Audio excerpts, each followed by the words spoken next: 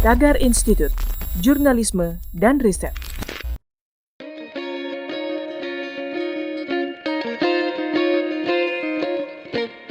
Halo Tagarians, para penonton Tagar TV dan juga pembaca Tagar ID, terima kasih Anda tetap setia di YouTube channel Tagar TV.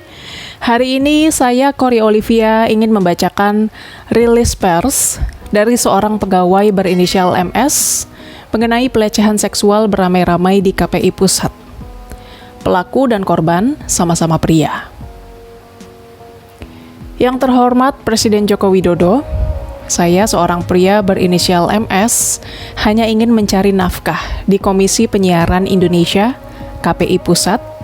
Saya hanya ingin bekerja dengan benar, menunaikan tugas dari pimpinan, lalu menerima gaji sebagai hak saya dan membeli susu bagi anak sematawayang saya. Sepanjang 2012 sampai 2014, selama 2 tahun, saya dibully dan dipaksa untuk membelikan makan bagi rekan kerja senior. Mereka bersama-sama mengintimidasi saya, yang membuat saya tidak berdaya. Padahal kedudukan kami setara, dan bukan tugas saya untuk melayani rekan kerja. Tapi mereka secara bersama-sama merendahkan dan menindas saya layaknya budak pesuruh. Sejak awal saya kerja di KPU Pusat pada 2011, sudah tak terhitung berapa kali mereka melecehkan, memukul, memaki, dan merundung tanpa bisa saya lawan. Saya sendiri dan mereka banyak. Perendahan martabat saya dilakukan terus-menerus dan berulang-ulang, sehingga saya tertekan dan hancur pelan-pelan. Tahun 2015, mereka beramai-ramai memegang kepala, tangan, kaki, menelanjangi, memiting, melecehkan saya dengan mencoret-coret buah zakar saya memakai spidol. Kejadian itu membuat saya trauma dan kehilangan kestabilan emosi. Kok bisa pelecehan jahat macam begini terjadi di KPI Pusat? Sindikat macam apa pelakunya? Bahkan mereka mendokumentasikan kelamin saya dan membuat saya tidak berdaya melawan mereka setelah tragedi itu. Semoga foto telanjang saya tidak disebar dan diperjualbelikan di situs online.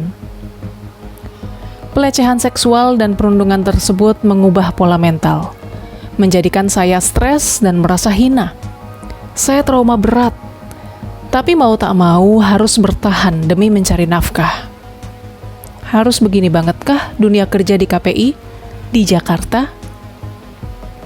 Kadang di tengah malam, saya teriak-teriak sendiri seperti orang gila. Penelanjangan dan pelecehan itu begitu membekas. Diriku tak sama lagi usai kejadian itu. Rasanya saya tidak ada harganya lagi sebagai manusia, sebagai pria, sebagai suami, sebagai kepala rumah tangga. Mereka berhasil meruntuhkan kepercayaan diri saya sebagai manusia. Saya tidak tahu apakah para pria peleceh itu mendapat kepuasan seksual saat beramai-ramai menelanjangi dan memegangi kemaluan saya. Yang jelas, saya kalah dan tidak bisa melawan. Saya bertahan di KPI demi gaji untuk istri, ibu, dan anak saya tercinta. Tahun 2016, karena stres berkepanjangan, saya jadi sering jatuh sakit. Keluarga saya sedih karena saya sering tiba-tiba gebrak meja tanpa alasan dan berteriak tanpa sebab. Saat ingat pelecehan tersebut, emosi saya tidak stabil. Makin lama, perut terasa sakit. Badan saya mengalami penurunan fungsi tubuh, gangguan kesehatan. 8 Juli 2017, saya ke Rumah Sakit Pelni untuk endoskopi. Hasilnya, saya mengalami hipersekresi cairan lambung akibat trauma dan stres. Pada 2017, saat acara BIMTEK di Resort Prima Cipayung, Bogor, pada pukul 1.30 WIB, setengah 2 pagi, saat tidur mereka melempar saya ke kolam renang dan bersama-sama menertawai seolah penderitaan saya sebuah hiburan bagi mereka. Bukankah itu penganiayaan? Mengapa mereka begitu berkuasa, menindas tanpa ada satupun yang membela saya? Apakah hanya karena saya karyawan rendahan sehingga para pelaku tidak diberi sanksi? Di mana keadilan untuk saya? 11 Agustus 2017, saya mengadukan pelecehan dan penindasan tersebut ke Komnas HAM melalui email. Pada 19 September 2017, Komnas HAM membalas email dan menyimpulkan apa yang saya alami sebagai kejahatan atau tindak pidana. Maka Komnas HAM menyarankan agar saya membuat laporan ke polisian. 2017, karena berobat ke dokter, penyakit dalam tak kunjung sembuh. Berdasarkan saran keluarga, akhirnya saya ke psikiater di RS Sumber Waras. Dari psikiater, saya diberi obat penenang selama 1 minggu. Sepanjang 2018, karena tidak kuat dibully dan dimaki, usai tugas kantor selesai, saya sering menyendiri di musola hanya untuk menangis dalam kesunyian. Kadang saya pulang ke rumah di jam kerja hanya untuk menghindari perundungan yang tidak sanggup saya tanggung. Mereka terus merundung dengan kata-kata kotor dan porno, seolah saya bahan hiburan mereka. Tapi karena dimarahi ibu agar bekerja sampai tuntas, saya akhirnya terpaksa kembali ke kantor. Karena saya sering menyendiri ke musola, para pelaku memfitnah saya meninggalkan pekerjaan. Padahal saya trauma oleh kebejatan mereka, dan tugas kantor selalu saya selesaikan dengan baik. Karena tidak betah dan sering sakit, pada 2019 saya akhirnya pergi ke Polsek Gambir untuk membuat laporan polisi. Tapi petugas malah bilang, lebih baik adukan dulu saja ke atasan. Biarkan internal kantor yang menyelesaikan. Pak Kapolri, bukankah korban tindak pidana berhak lapor dan kepolisian wajib memprosesnya? Akhirnya saya mengadukan para pelaku ke atasan sambil menangis. Saya ceritakan semua pelecehan dan penindasan yang saya alami. Pengaduan ini berbuah dengan dipindahkannya saya ke ruangan lain yang dianggap ditempati oleh orang-orang yang lembut dan tidak kasar. Sejak pengaduan itu, para pelaku mencibir saya sebagai manusia lemah dan si pengadu. Tapi mereka sama sekali tidak disanksi dan akhirnya masih menindas saya dengan kalimat lebih kotor. Bahkan pernah, tas saya dilempar keluar ruangan, kursi saya dikeluarkan, dan ditulisi, bangku ini tidak ada orangnya.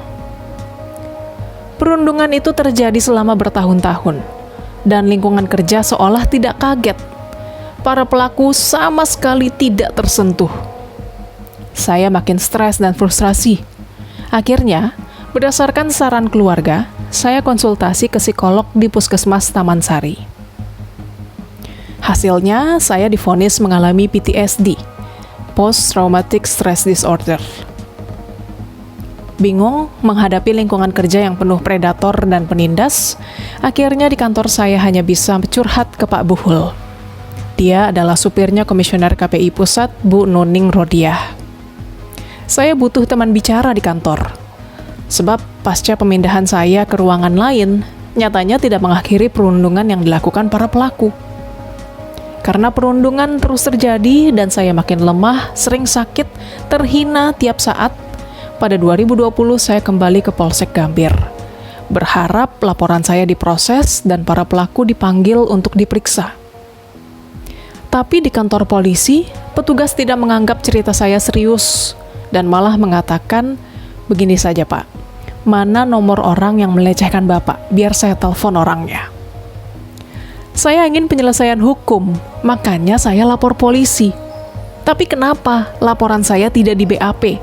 Kenapa pelaku tidak diperiksa? Kenapa penderitaan saya diremehkan? Bukankah seorang pria juga mungkin jadi korban perundungan dan pelecehan seksual? Saya tidak ingin mediasi atau penyelesaian kekeluargaan. Saya takut jadi korban balas dendam mereka. Terlebih kami berada dalam satu kantor yang membuat posisi saya rentan. Kepada siapa lagi saya mengadu? Martabat saya sebagai lelaki dan suami sudah hancur. Bayangkan, kelamin saya dilecehkan, buah zakar saya bahkan dicoret dan difoto oleh para rekan kerja. Tapi semua itu dianggap hal ringan, dan pelaku masih bebas berkeliaran di KPI Pusat. Wahai polisi, di mana keadilan bisa saya dapat?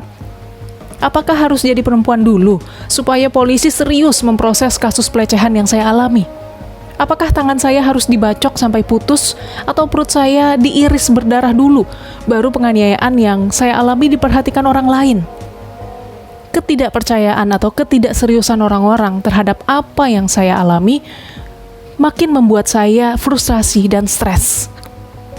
Seolah saya makhluk paling hina dan tidak ada gunanya di muka bumi.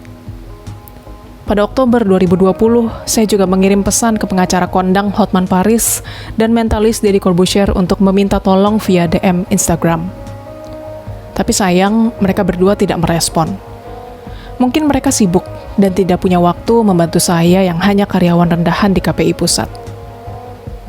Pak Jokowi, Pak Kapolri, Menko Polhukam, Gubernur Anies Baswedan, tolong saya. Sebagai warga negara Indonesia, bukankah saya berhak mendapat perlindungan hukum? Bukankah pria juga bisa jadi korban bully dan pelecehan? Mengapa semua orang tidak menganggap kekerasan yang menimpaku sebagai kejahatan dan malah menjadikannya bahan candaan? Usai lapor atasan, mengapa pelaku tidak disangsi? Seperti inikah lingkungan kerja di KPI Pusat? Dengan rilis pers ini, saya berharap Presiden Jokowi dan rakyat Indonesia mau membaca apa yang saya alami. Saya tidak kuat bekerja di KPI Pusat jika kondisinya begini. Saya berpikir untuk resign, tapi sekarang sedang pandemi COVID-19, di mana mencari uang adalah sesuatu yang sulit. Dan lagi pula, kenapa saya yang harus keluar dari KPI Pusat? Bukankah saya korban? Bukankah harusnya para pelaku yang disangsi atau dipecat sebagai tanggung jawab atas perilakunya? Saya benar. Kenapa saya tidak boleh mengatakan ini ke publik?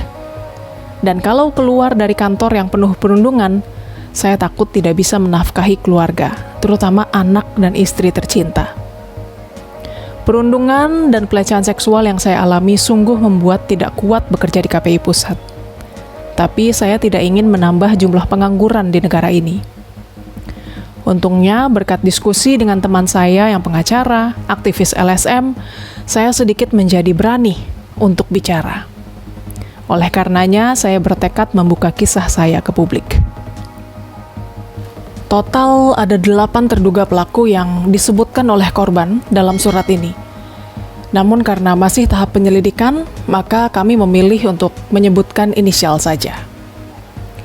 Inisial RM, perbuatannya selama 2012 sampai 2014 memaksa korban membelikan makan, seolah korban budak mereka.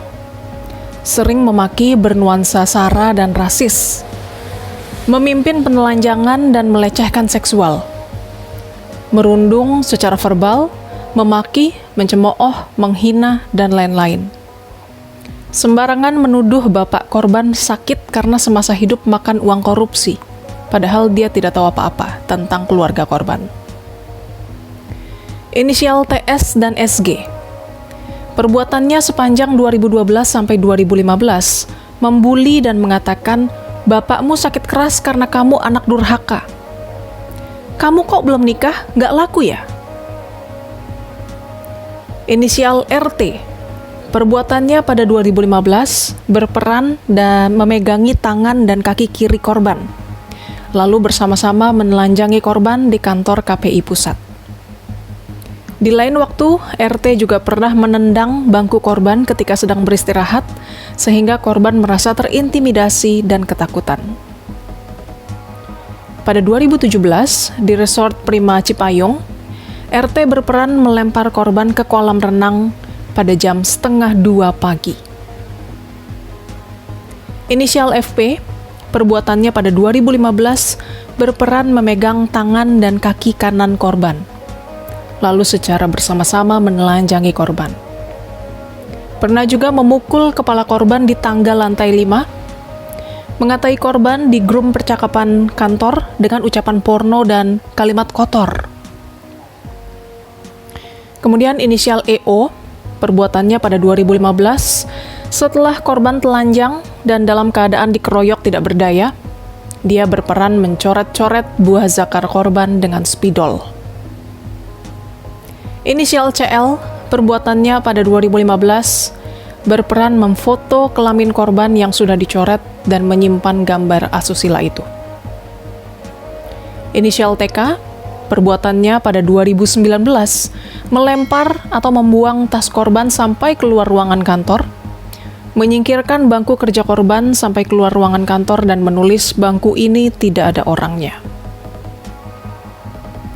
Komisioner KPI Pusat Nuning Rudiah dalam wawancara bersama Tagar TV Jumat 3 September 2021 mengonfirmasi kebenaran surat itu dan 8 pegawai pelaku perundungan sudah diberhentikan untuk diproses hukum lebih lanjut oleh pihak kepolisian. KPI Pusat menyediakan kuasa hukum untuk membela MS dan MS tetap bekerja seperti biasa dan dijaga kenyamanannya dalam bekerja. Demikian rilis pers dari seorang pegawai berinisial MS mengenai pelecehan seksual beramai-ramai di KPI Pusat. Pelaku dan korban sama-sama pria. Subscribe YouTube channel Tagar TV dan klik loncengnya juga untuk mengikuti video menarik membahas topik terhangat hanya untuk Anda. Saya Kori Olivia, Tagar TV.